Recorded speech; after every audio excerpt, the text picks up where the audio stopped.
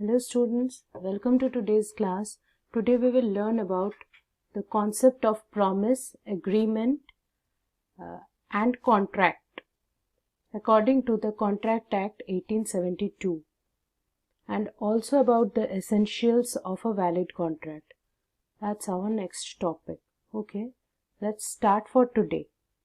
आज हम Contract Act 1872 के तहत कॉन्सेप्ट ऑफ प्रॉमिस समझेंगे, कॉन्सेप्ट ऑफ एग्रीमेंट समझेंगे और कॉन्सेप्ट ऑफ कॉन्ट्रैक्ट समझेंगे और उसके बाद हम लोग बाद में केस लॉज के साथ डिस्कस करेंगे essentials of a valid contract. चलिए शुरू करते हैं। Concept of promise. प्रॉमिस क्या होता है? When proper proposer to proposee is made, proposee signifies his assent thereto. मतलब एक प्रॉपर प्रपोज करना चाहिए प्रोपोजी को, जिसको प्रपोज किया जा रहा है। प्रोपोजी हम लोग उसे कहते हैं जिसको प्रपोज किया जा रहा है या कोई एक प्रपोज किया जा रहा है या कि ऑफर किया जा रहा है और वो दूसरा बंदा उस ऑफर को एक्सेप्ट करता है विदाउट एनी, उस पे कोई दबाव दिए बिना वो उसको एक्सेप्ट कर लेता है, तब जाके वो प्रॉमिस होता है। अब हम लोग सेक्शन के अनुसार भी इसको देख लेंगे। As per section 2 subsection B of the Indian Contract Act 1872 defines promise as when the person to whom the proposal is made signifies his assent thereto, the proposal is said to be accepted. Proposal when accepted becomes a promise. तो यहाँ पे क्या हुआ? एक आदमी दूसरे आदमी को proposal दे रहा है, यानी कि ऑफर दे रहा है और वो अपना ऑफर एक्सेप्ट कर रहा है, उसकी सम्मति दे रहा है। और एक ऑफर यानी एक प्रपोजल जब एक्सेप्ट हो जाता है तब वो प्रपोजल एक्सेप्ट हो जाने के बाद प्रॉमिस बन जाता है।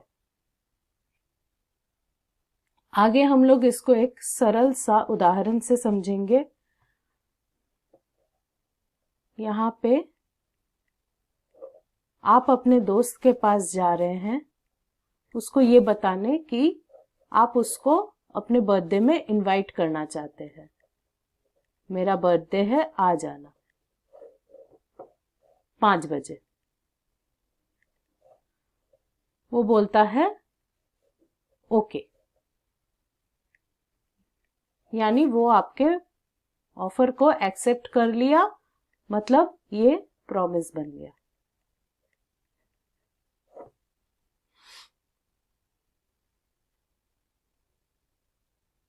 अब हम आगे एग्रीमेंट को समझेंगे। एग्रीमेंट में क्या होता है इसको सेक्शन 2E के तहत समझाया गया है। Every promise or every set of promises, एक promise और other set of promise, यानी कि एक से अधिक promise जब हो जाता है, more than one promises, promise from one side against promise from other side, दो साइड से जब promise का exchange हो रहा है, forming a consideration for each other, जिससे दोनों को लाभ मिलेगा, उसको हम लोग एग्रीमेंट कहेंगे। Thus, section 2 subsection E of the Indian Contract Act 1872 defines agreement as every promise and every set of promises forming the consideration for each other. इसको हम लोग एग्रीमेंट कहेंगे। एक प्रॉमिस के बदले दूसरा प्रॉमिस, जिससे दोनों को लाभ मिल जाए, वो एग्रीमेंट बन जाएगा। यहाँ पे फिर से हम एक एग्जाम्पल लेंगे, जैसे कि आप अपने दोस्त के पास जाते हैं कि आप मेरा मैथ्स का होमवर्क बना दो।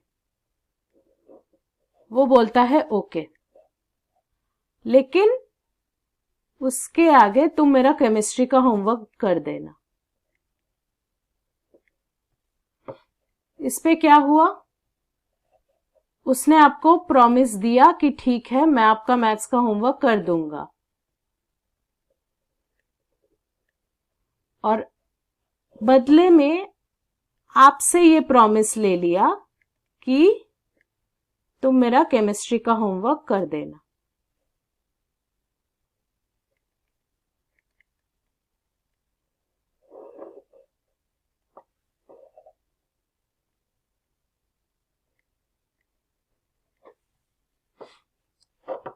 ये दोनों के लाभ के लिए हो गया, वो आपका केमिस्ट्री कर देगा, आप उसका मैथ्स कर देंगे, तब जाके आप दोनों में एग्रीमेंट बन गया।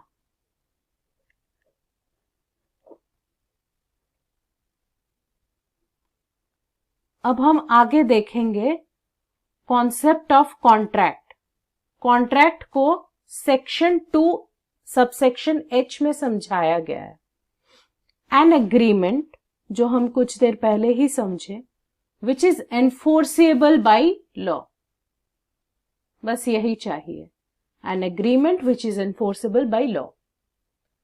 Thus, Section 2, subsection H of the Indian Contract Act 1872 defines agreement as an it's not agreement, it should be contract here. Let me make a change here.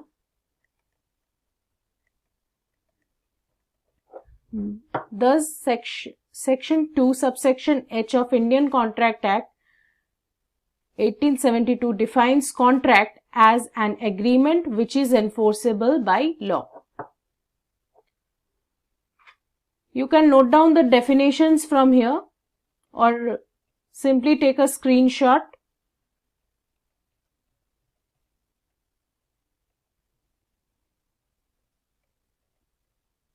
Okay. Let's move on with the example. ये आप हैं, आप किसी promoter के पास जा रहे हैं, आप उसको बोल रहे हैं कि मुझे एक घर खरीदना है।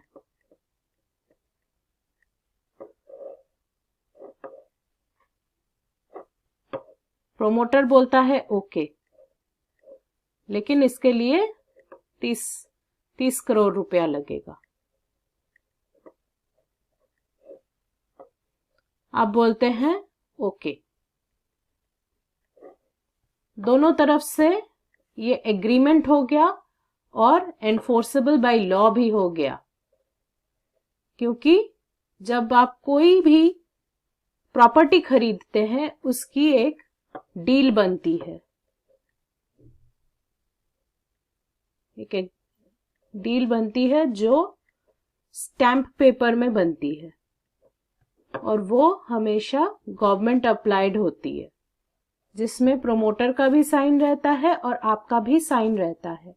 तो ये कॉन्ट्रैक्ट हो गया। और एनफोर्सेबिलिटी बाय लॉ का मतलब ये है कि अगर वो प्रोमोटर आपको 30 करोड़ लेने के बाद भी आपको घर नहीं बेचता, तब आप उसको कोर्ट में जाके सू कर सकते हैं कि मेरे से इन्होंने पैसा तो ले लिया लेकिन मुझे घर नहीं बेचा।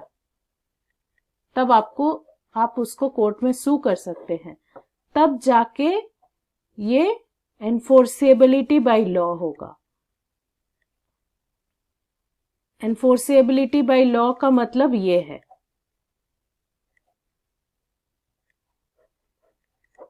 इतना देर तक आप अगर क्लियर हो चुके हैं तो हम अपने अगले टॉपिक के लिए बढ़ेंगे। अगला टॉपिक ये है कि essentials of a valid contract. Valid contract के एसेंशियल्स क्या होते हैं, इसको सेक्शन 10 के तहत समझाया गया है इंडियन कॉन्ट्रैक्ट एक्ट में। अब आगे बढ़ते हुए हम लोग ये समझेंगे, एक प्रॉपर ऑफर होना चाहिए, पहली बात, उसका proper acceptance to create legal relationship, proper offer होना चाहिए, यानी कि ऑफर यानी हम लोग पहले ही समझे थे कि एक प्रपोजल दिया जा रहा है, एक प्रॉपर प्रपोजल होना चाहिए। फिर उसका प्रॉपर एक्सेप्टेंस होना चाहिए विदाउट कोई उसको फोर्स किए बिना। कोई अगर किसी को फोर्स किए बिना, दबाव डाले बिना उससे एक्सेप्ट करा लेता है तो वो प्रॉपर एक्सेप्टेंस कहलाता है। टू क्रिएट लीगल रिलेशनशिप, आपके दिमाग में लीगल रिलेशनशिप क्रिएट करने की भावना आनी चाहिए कि ये तो हम वो स्टैम्प पेपर में लिख के दोनों साइन करेंगे, forming consideration for each other, कि बदले में आपको कुछ मिलेगा, आप बदले में कुछ उसको देंगे। ये हो गया create a legal relationship. And capacity भी होनी चाहिए कॉन्ट्रैक्ट को फुलफिल करने की, क्योंकि सिंस कॉन्ट्रैक्ट में दोनों पार्टी को कुछ ना कुछ एक के बदले एक देना पड़ता है, तो दोनों की कैपेसिटी होनी चाहिए। अगर हम लोग कॉन्ट्रैक्ट के एग्जाम्पल को लेके आगे बढ़ें तो प्रोमोटर के पास आप जा रहे हैं क्योंकि आप जानते हैं उसके पास घर अवेलेबल है, तो उसके पास वो कैपेसिटी है कि आपके घर के जरूरत को वो फुलफिल कर सके। और प्रोमोटर को भी ये देखना होगा कि आप में भी 30 करोड़ रुपया देने की कैपेबिलिटी है कि नहीं, तो ये हो गया कैपेसिटी। और फ्री कंसेंट, दोनों साइड से फ्री कंसेंट होना चाहिए, कोई उस पे भी दबाव ना डाले, कोई आप पे भी दबाव ना डाले, तो ये हो गया, इसका मतलब है फ्री कंसेंट। और लॉफुल कंसिडरेशन, ये हम लोग क्रिएट अ लीगल रिलेशनशिप में ही क्लियर कर चुके हैं। लॉफुल कंसिडरेशन, एक का लॉफुल कंसिडरेशन ये है कि उसको घर मिल जाए, दूसरे का लॉफुल कंसिडरेशन ये है कि उसको समय से पैसे मिल जाए। फॉर अ लॉफुल ऑब्जेक्ट, यानी कि घर, जो घर हम लोग प्रोमोटर से खरीद रहे थे। अब इसका डेफिनेशन भी हम सेक्शन 10 के तहत देख लेंगे of the Indian contract act. Thus, Section 10 of the Indian Contract Act 1872 mentions the essential elements of a valid contract as: all agreements are contracts if they are made by free consent of parties competent to contract for a lawful consideration and with a lawful object, and are not hereby expressly declared to be void. इसका जो example है ये बहुत बड़ा होगा, यहाँ पे मैंने पॉइंट वाइज करके रखा हुआ है, नेक्स्ट स्लाइड्स में आपको मिलते रहेंगे ये सब, और ऊपर से सारे ये क्लियर करती रहूंगी मैं with proper case laws and proper examples. Case laws तो अभी आप समझेंगे नहीं, तो उस केस लॉज को ही मैं एग्जाम्पल के रूप में समझाती रहूंगी आप लोगों को। फ्री कॉन्सेंट होना चाहिए हर पार्टीज का, और कॉम्पिटेंट टू कॉन्ट्रैक्ट, ये मेरा एक दूसरा पॉइंट आने वाला है, उसमें आपको ये क्लियर हो जाएगा। फॉर अ लॉफुल कंसिडरेशन, यहाँ पर भी सब सारे केस लॉज देके आपको अच्छे से समझाया जाएगा। और वॉइड नहीं होना चाहिए, यानी कुछ कॉन्ट्रैक्ट रिवोकेशन टाइम में, रिवोकेशन पीरियड के अंदर रहते हैं, तो आप उसको हटा सकते हैं कि नहीं अभी और नहीं करना है, आप उसको रिवोकेशन टाइम के अंदर आप ले सकते हो उसको कि नहीं मेरे को नहीं जाना इस कॉन्ट्रैक्ट में। ठीक है, हम आगे इसको और डिटेल्स में समझेंगे। यहाँ पे अब हमें मिल गया है essentials of valid contract.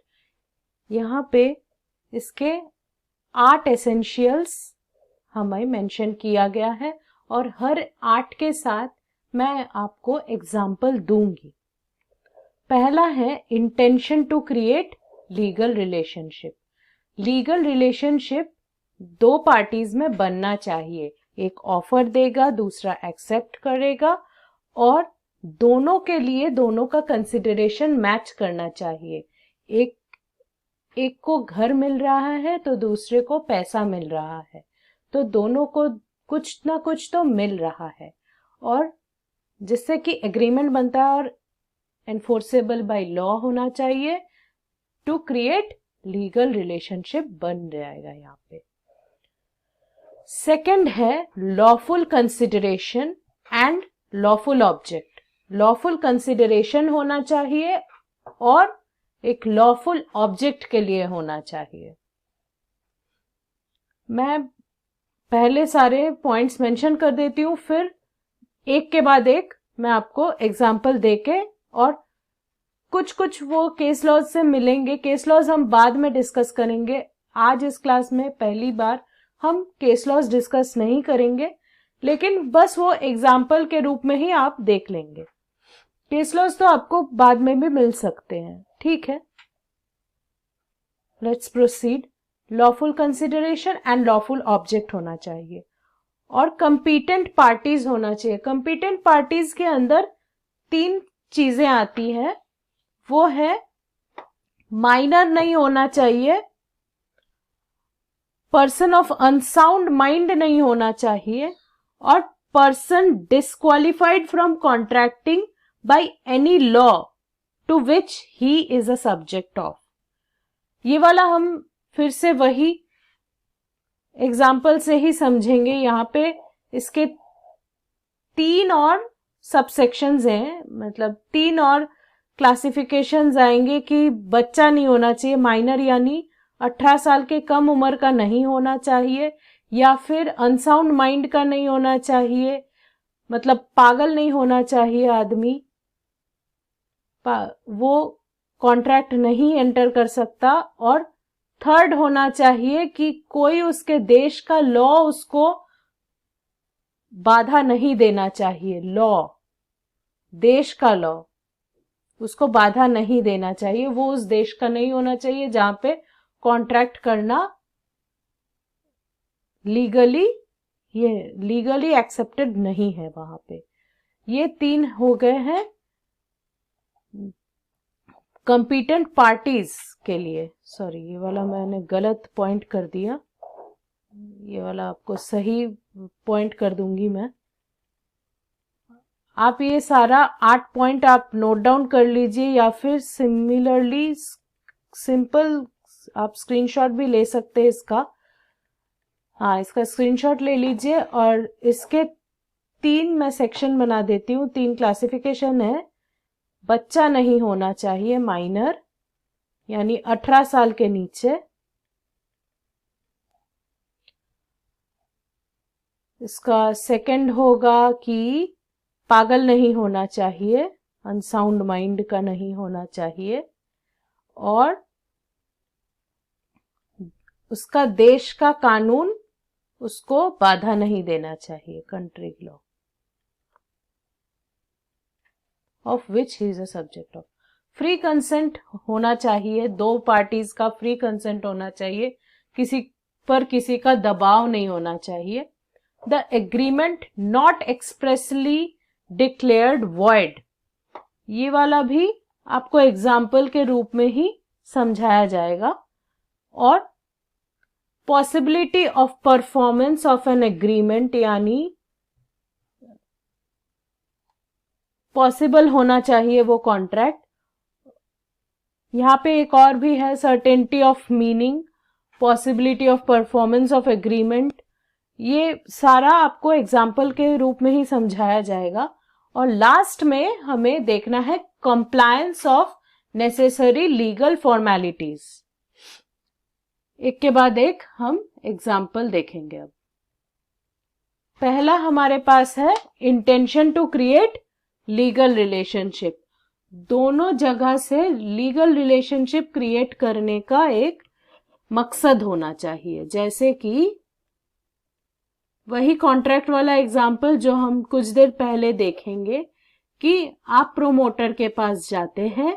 Promoter, suppose ये आप है, आपका नाम ए है और प्रोमोटर का नाम बी। आप जाते हैं कि मुझे घर खरीदना है। A wants to buy a house from B for 30 crore rupees, और वो बदले में आपको इस घर का ओनरशिप देगा, चाबी देगा, और अग्रीमेंट जो कि स्टैम्प पेपर में लिखा जाएगा, स्टैम्प पेपर ये हो जाएगा, उसमें उसका साइन रहेगा, आपका साइन रहेगा और ये गवर्नमेंट के स्टैम्प पेपर्स होंगे। और लीगल रिलेशनशिप बनाने का मकसद आप दोनों में है कि आपको घर मिलेगा, उसको पैसा मिलेगा, और अगर पूरा नहीं होता है तो कोई भी एक दूसरे को आप कोर्ट में सू कर सकते हैं। यानी कि अगर आपको दलील नहीं मिलती है 30 करोड़ देने के बावजूद तो आप उसको सू कर सकते हैं, और अगर घर देने के बावजूद, दलील देने के बावजूद आप उसको सही टाइम से पूरा 30 करोड़ रुपया नहीं देते हैं तो वो भी आपको कोर्ट में जाके सू कर सकता है। ये हो गया पहले का एग्जाम्पल। ये आप एग्जाम्पल भी नोट कर सकते हैं। और प्रॉपर इसका एग्जाम्पल ये है कि बेल्फर वर्सेस बेल्फर का एक एग्जाम्पल है, लेकिन हम केस कॉज में नहीं जाते हैं। लाइक ये ए है और ये बी है।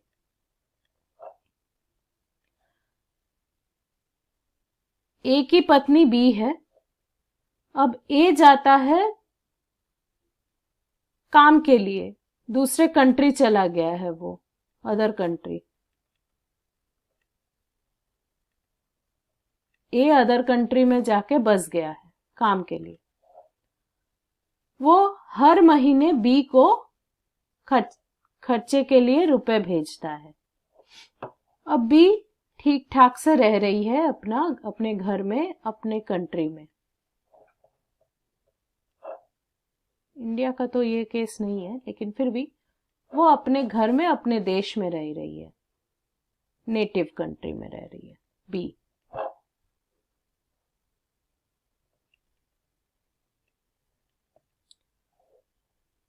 ऐसा कुछ दिन के लिए चलता रहता है, लेकिन उसके बाद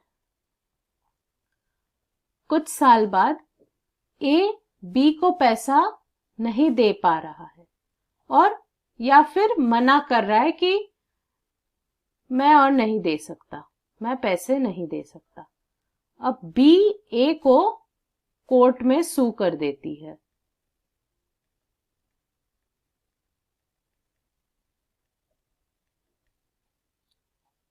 और ए ये बोल के छूट जाता है कि मैं इसको पैसा तो दे रहा था, लेकिन मेरे को बदले में कुछ नहीं मिल रहा था। ये बोल के ए कोर्ट के झंझट से छूट जाता है।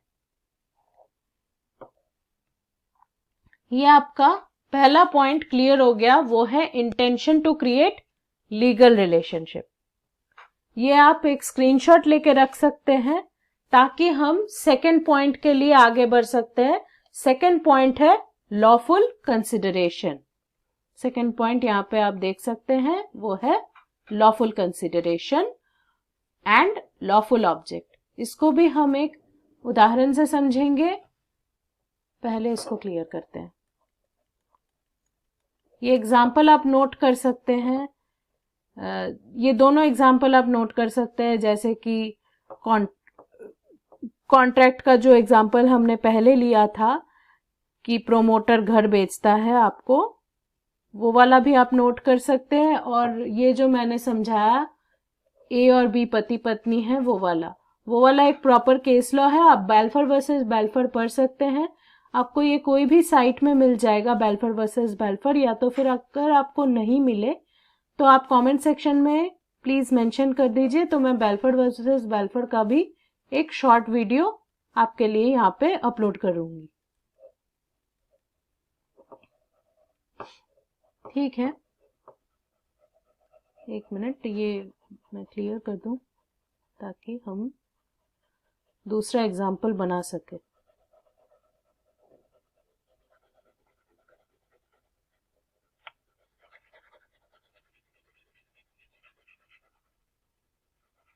ठीक है,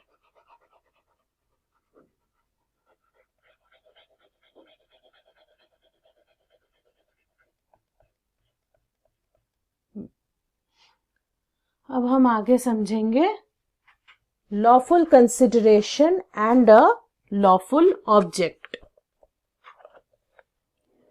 ए अग्रीज टू सेल, ये ए है, A agrees to sell his books to B for ₹100. Sell books. Books बेच रहा है. A B को books बेच रहा है 100 रुपए के लिए. B उसको 100 रुपया देगा. ये दोनों के लिए लॉफुल कंसिडरेशन हो रहा है. बी को किताब मिल रहे हैं और ए को 100 रुपए मिलेंगे किताबों के बदले. B promises to pay ₹100 is the consideration for A's promise to sell his books. यानी कि ये जो बुक ए बी को बेच रहा है उसके बदले बी ए को 100 रुपए देगा. तो इसी में दोनों का कंसिडरेशन फुलफिल होगा, जैसे कि हमने आपको पहले समझाया. And also the object of agreement must be lawful. It must not be illegal, immoral और अपोज्ड टू पब्लिक पॉलिसी. तो यहाँ पे किताब बेचना इलीगल नहीं है, इलीगल नहीं है किताबें बेचना, तो ये क्रॉस हो जाएगा. इमोरल भी नहीं है किताबें बेचना, और अपोज्ड टू पब्लिक प्रॉपर्टी भी नहीं है. तो इसमें हमें क्या सीखने को मिला, वो है पब्लिक प्रॉपर्टी. इसमें lawful consideration and lawful object के अंडर हमें यही मिला कि कुछ भी इलीगल नहीं होना चाहिए, इमोरल नहीं होना चाहिए, या फिर अपोज्ड टू पब्लिक पॉलिसी. ये पब्लिक पॉलिसी प्रोडक्ट नहीं, पॉलिसी.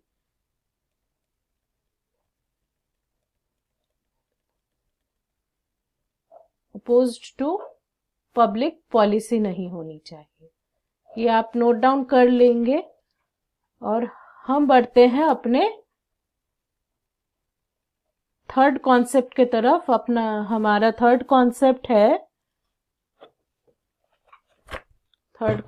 अपने पास है कॉम्पिटेंट पार्टीज का. कॉम्पिटेंट पार्टीज में हमें पहले ही हम लोग देख चुके हैं कि 3 कंसिडरेशन होना चाहिए, कि बच्चा नहीं होना चाहिए, पागल नहीं होना चाहिए, और वो बंदा एक ऐसे देश का नहीं होना चाहिए जहां पे लीगल कुछ कॉन्ट्रैक्ट करना इलीगल माना जाता है. वही होंगे कॉम्पिटेंट पार्टीज. इसको भी हम एग्जाम्पल से समझेंगे, और इसके एक नहीं अनगिनत एग्जाम्पल हो सकते हैं. आगे बढ़ेंगे. थर्ड के लिए, थर्ड है अपने पास कॉम्पिटेंट पार्टीज.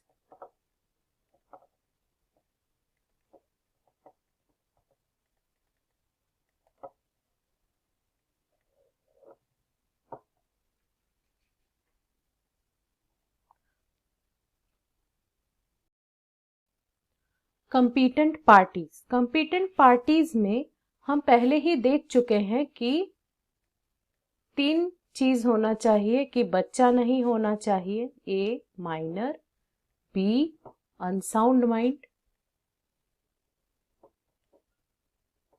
और 3,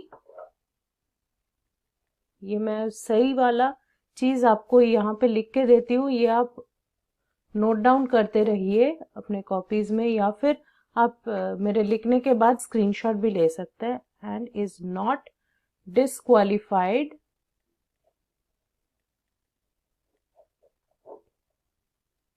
from contracting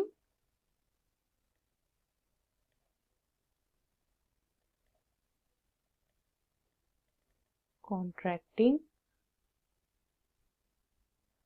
by any law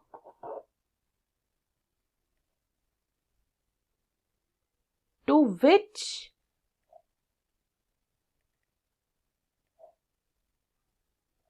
he is a subject.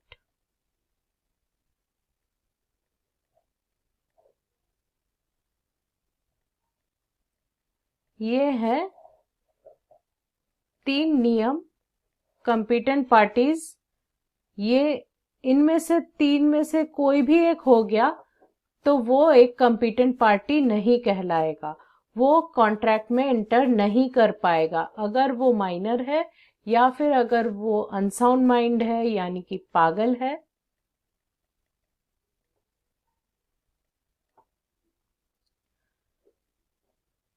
Minor यानी कि छोटा बच्चा, छोटा बच्चा जिसका अभी तक 18 साल पूरा नहीं हुआ है। और ये वाला मैं पहले ही आपको समझा चुकी हूं, is not disqualified from contracting by any law to which he is a subject. यानी कि वो जिस देश का है उस देश में कॉन्ट्रैक्ट में एंटर करना लीगल होना चाहिए। ठीक है, अब हमारे पास कुछ एग्जाम्पल्स हम इसके देंगे। जैसे कि एक बच्चा है और ये मामा है उसका। ये बच्चा है ए और उसका मामा है बी। मामा यानी अब कॉन्ट्रैक्ट ये है कि उसकी माँ ने ये माँ है, ये ए की माँ है, इज मदर। और ये बी है, ए का मामा। ए की माँ ने बी को अपनी सारी प्रॉपर्टी मरते वक्त दे गई, ये बोलकर कि तुम ए का ख्याल रखना और उसको जब चाहे पैसे देते रहना। अब यहाँ पे तो लॉफुल सब हो रहा था। ए की माँ ने बी को अपना प्रॉपर्टी इसीलिए दिया था ताकि बी उसके बच्चे का ध्यान रख सके और जब चाहे ए को पैसा दे सके और ए को हर महीने पैसा मिलते रहने चाहिए। यहाँ पे तो एक दूसरे के लिए कंसिडरेशन हो रहा था, लेकिन फिर भी ये वाक्य जब अदालत में गई, कोर्ट में गई, तो ये कह के इसको खारिज कर दिया गया कि जब ये कॉन्ट्रैक्ट बना था तब ए एक माइनर था, तो ये बी इससे निकल गया था क्योंकि ए ने कोर्ट में केस कर दिया था क्योंकि उसके मामा ने उसको पैसे देने से इनकार कर दिया था। और मामा ये बोल के छूट गया कि मुझे जो मिला इससे नहीं मिला, और जब ये कॉन्ट्रैक्ट बनाया गया था तब ए माइनर था और वो कंपीटेंट पार्टी नहीं था। वैसे ही एक और हम लोग एग्जाम्पल ले सकते हैं अनसाउंड माइंड वाले इंसान का। वो है कि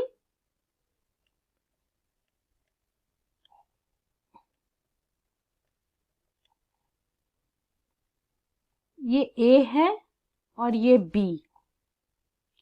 ए ने बी को कहा कि हम लोग एक कॉन्ट्रैक्ट करते हैं कि मैं तुमको 400 रुपया दूंगा अगर तुम मेरे को ये वाला कलश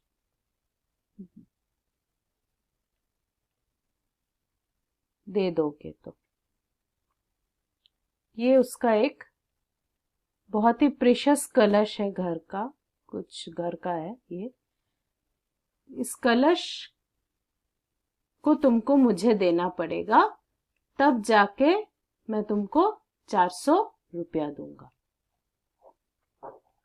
लेकिन इस समय इन दोनों में से कोई भी होश में नहीं था। दोनों में से कोई भी होश में नहीं था, या फिर एक जन होश में था, दूसरा आदमी होश में नहीं था।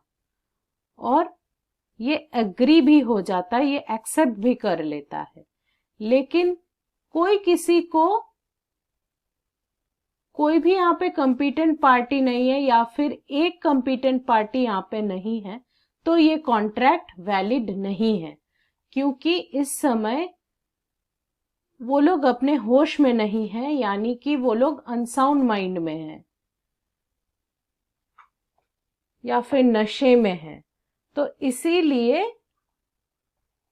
इन दोनों में से कोई भी कॉम्पिटेंट पार्टी नहीं कहलाएगा। ठीक है, अब हम लोग चौथा पॉइंट देखेंगे आज का, वो है फ्री कंसेंट होना चाहिए। फ्री कंसेंट का मतलब है कि consent of the parties must be genuine. The term consent means parties to a contract must agree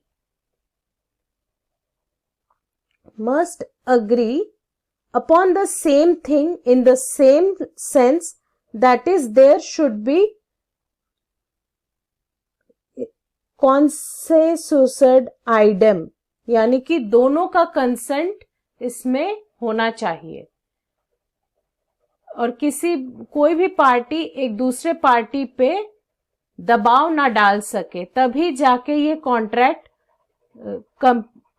valid होगा, वरना ये कॉन्ट्रैक्ट वैलिड नहीं होगा।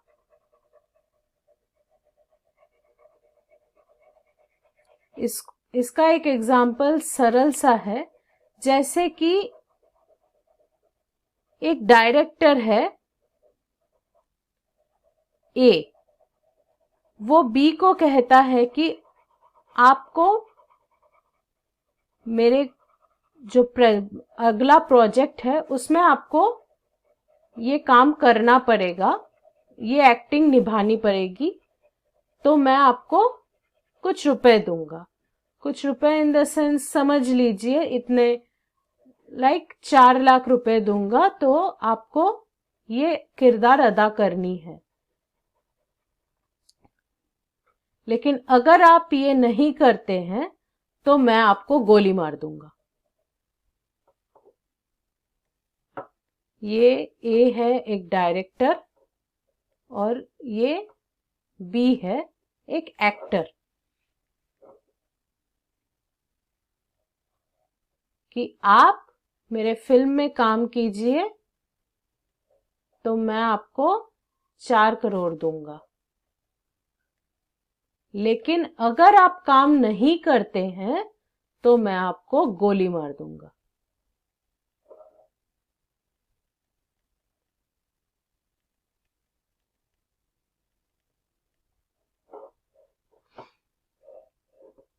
अब बी राजी हो जाते हैं कि ठीक है, मैं ये काम करने के लिए तैयार हूं। अब ये कॉन्ट्रैक्ट बनता ही नहीं है, क्योंकि इसमें बी के ऊपर दबाव दिया गया है कि आपको ये काम करना होगा, तब जाके आपको मैं 4 करोड़ दूंगा, और अगर आप ये नहीं करते तो मैं आपको गोली मार दूंगा। तो ये कॉन्ट्रैक्ट बनेगा ही नहीं, और ये वॉइड हो जाएगा अगर बी चाहे तो, क्योंकि बी पे दबाव डाला गया था इस कॉन्ट्रैक्ट को एग्री करने के लिए। ठीक है, अब हम लोग अगला पॉइंट देखेंगे कि नॉट एक्सप्रेसली डिक्लेयर्ड वॉइड। ये अपना 5वां पॉइंट है, not expressly declared void.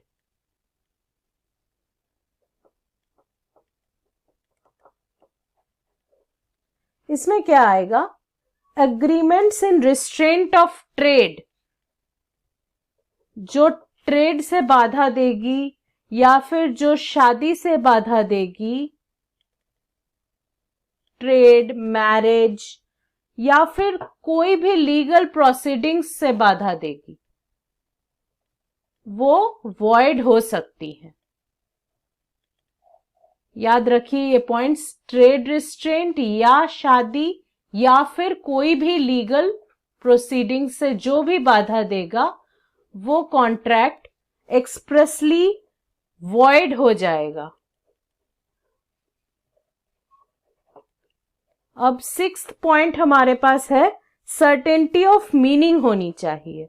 Certainty of meaning का मतलब ये होगा कि the agreement must be certain and not वेग और इनडेफिनिट।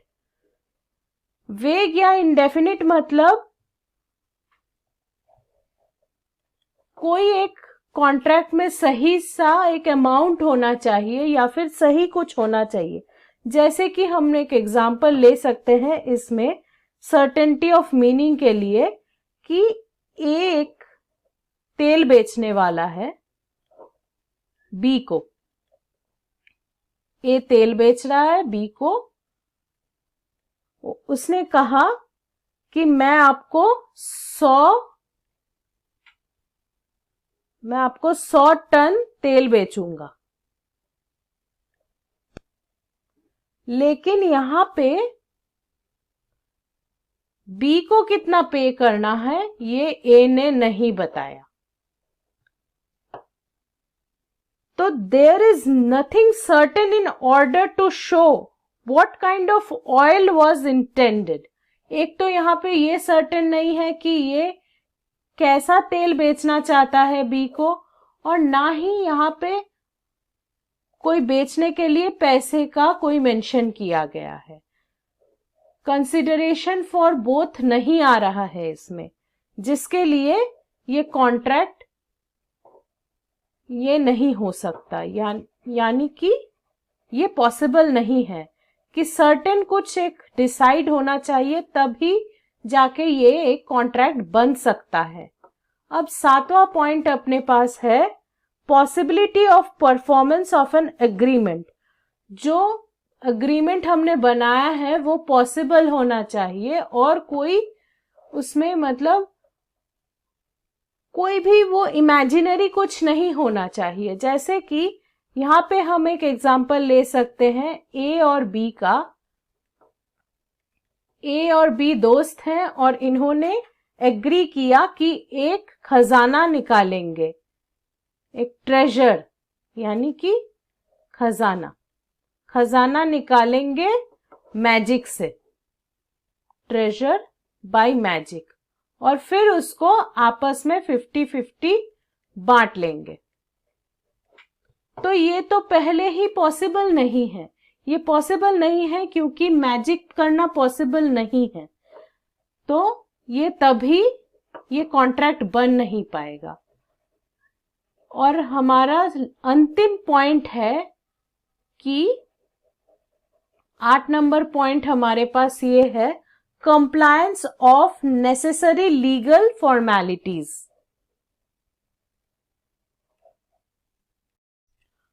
आठवां और आखिरी पॉइंट है कंप्लायंस ऑफ लीगल फॉर्मेलिटीज का।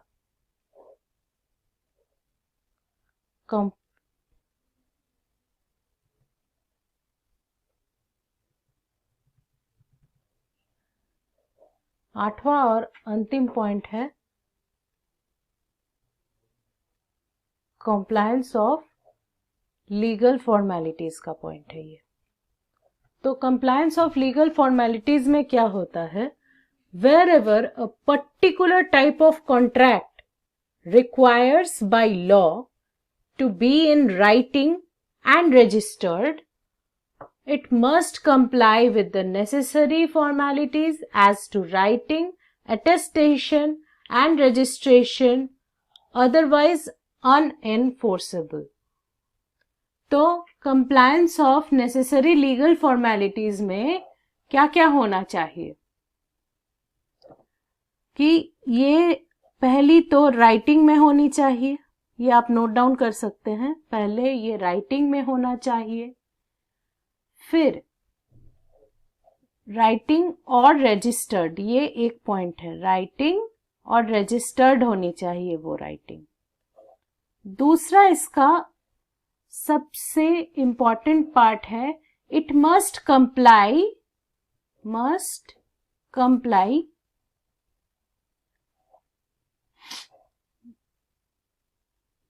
Necessary formalities.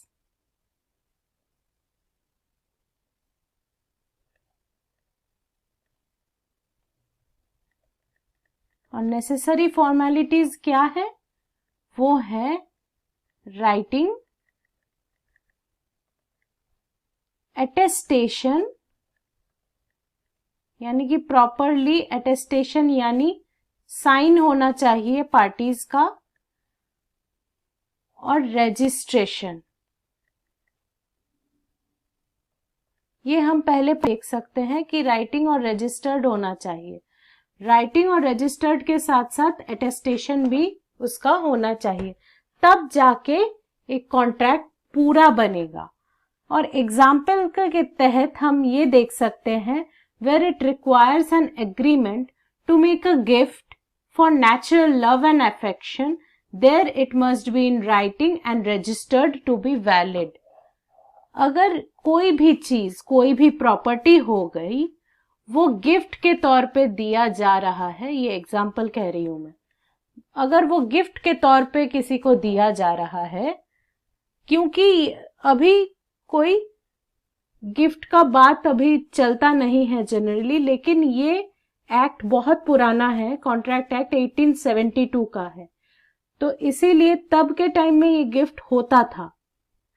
अगर कोई भी प्रॉपर्टी आपको गिफ्ट के रूप में मिलता है, वो राइटिंग में मिलना चाहिए। एक तो राइटिंग होनी चाहिए उसकी अच्छे से, और अटेस्टेशन होना चाहिए।